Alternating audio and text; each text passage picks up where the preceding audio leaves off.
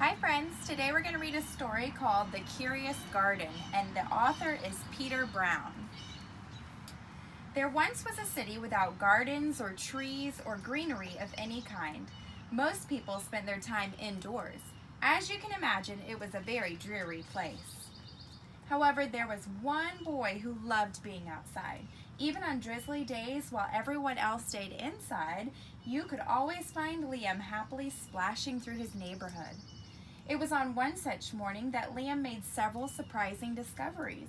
He was wandering around the old railway, as he did from time to time, when he stumbled upon a dark stairwell leading up to the tracks. The railway had stopped working years ago, and since Liam had always wanted to explore the tracks, there was only one thing for the curious boy to do. Liam ran up the stairs, pushed open the door, and stepped out onto the railway. The first thing he saw was a lonely patch of color. Wildflowers and plants were the last things he had expected to find up there. But when he took a closer look, it became clear that the plants were dying. They needed a gardener. Liam may not have been a gardener, but he knew that he could help. So he returned to the railway the very next day and got to work.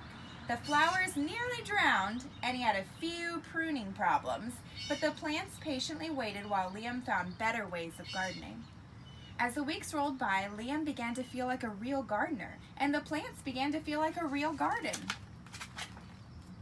Most gardens stay in one place, but this was no ordinary garden. With miles of open railway ahead of it, the garden was growing restless. It wanted to explore. The tough little weeds and mosses were the first to move. They popped up farther and farther down the tracks and were closely followed by the more delicate plants. Over the next few months, Liam and the Curious Garden explored every corner of the railway.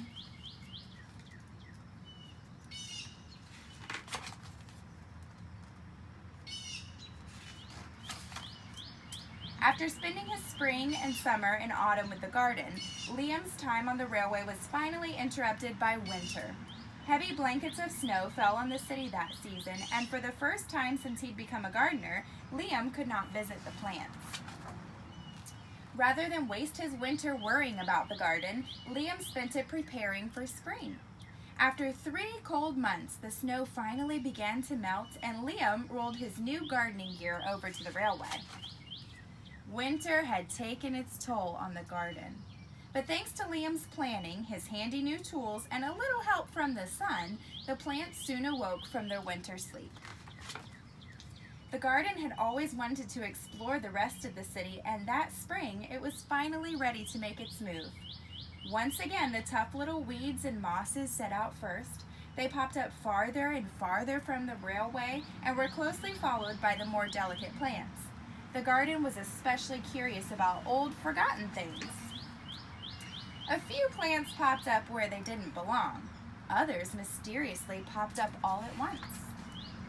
But the most surprising things that popped up were the new gardeners.